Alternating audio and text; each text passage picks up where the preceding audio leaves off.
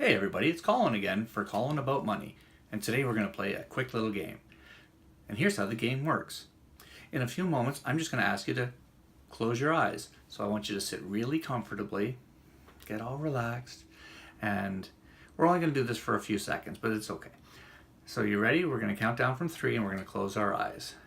3, 2, 1, and close. Perfect. So now while you have your eyes closed, I want you to think about all of the items that were in the room that you're sitting in right now, but don't open your eyes because that's the whole point of this. You're starting to get that list in your head, starting to think of, oh yeah, there's this item and that item, and oh, it looks like this, and I remember when we bought that. And okay, so you know what? Why don't we reopen our eyes right now and take a look around the room again?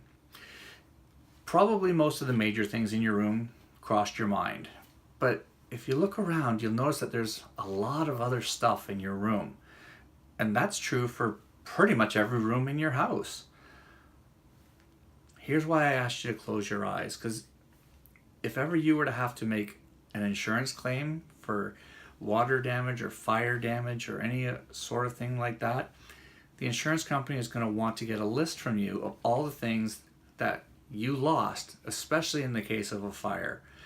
And trying to remember all that stuff, sadly to say, we're just not that good at that stuff. But it's okay because there's other solutions that we can use, and that's what we're going to be talking about today on Calling About Money. So there's 3 ways right now that are the easiest ways to take care of, remembering all of the stuff that you have. The first one, and probably the very easiest, is you have a cell phone or some kind of camera, and you can go around, walk through room by room, take a recording of everything, and just film it. That way you're documenting everything that you have. I mean, open up the shelves, open up a drawer, everywhere. You would be surprised at how much stuff you actually have. And the replacement of those items, I'm sure, would be something that would be very important to you. Or at least getting the value of those items back as much as possible. So that's the first way to do it, is by using your cell phone, take pictures and also taking video if you can. Great way to keep an active record of it.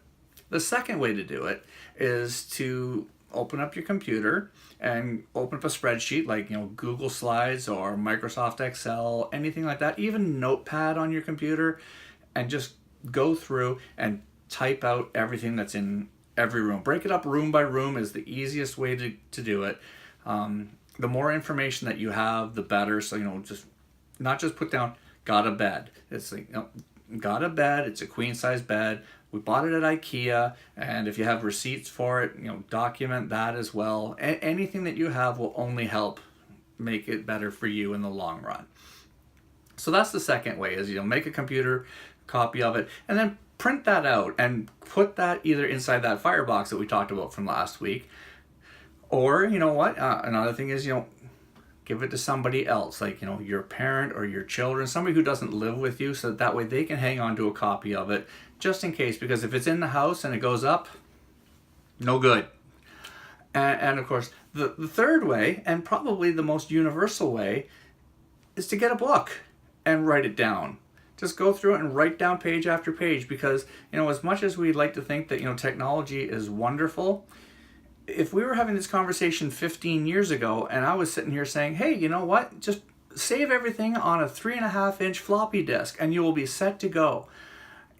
These days you would be very hard pressed to find a computer that you could put that floppy disk into. Even if it was, CD-ROMs, like right now, you can still read stuff that's on a CD-ROM, but down the road, it's going to get a lot more difficult. Think about if you had stuff recorded on a Betamax videotape. You would not be able to play that back these days without a significant amount of effort. The same could easily be true of every file format, USB keys, any of that stuff. Even putting it up onto a cloud service like iCloud or Google Cloud or OneBox or OneDrop, OneNote, any of those. It's only as good as long as you keep the service involved and as long as that service is available to you.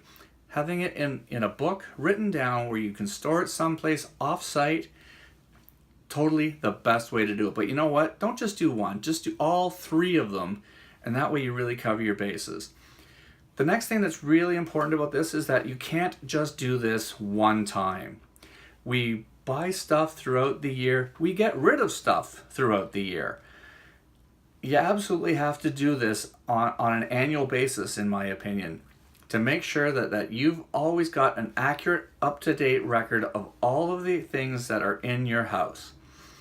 Save yourself the stress and the aggravation that should it ever happen. Because personally, I have been through this once before. My dad's house burned down, and I had to come up with a list of everything that was in the house. How am I supposed to know what my dad had in his house? And all the things he'd gotten rid of because he was going through the purge of getting rid of all the unnecessary stuff. But you know what? You're paying for a fire insurance policy or a homeowner's policy. If something was to happen, you're entitled to get compensation for as much as possible. So it just makes it easier for you to be able to provide this list and have it ready ahead of time than trying to scramble and come up with what did we have in each of the rooms, where did we get it, how much was it, what did we pay for, how. Just, record it on video, take pictures, print it out from your computer, and write it in a book. Have lots of backups around, and make sure that you store them in a safe, separate place from your main residence. As always, I've been Colin for Colin About Money, and always do what works best for you. We'll see you in the next episode.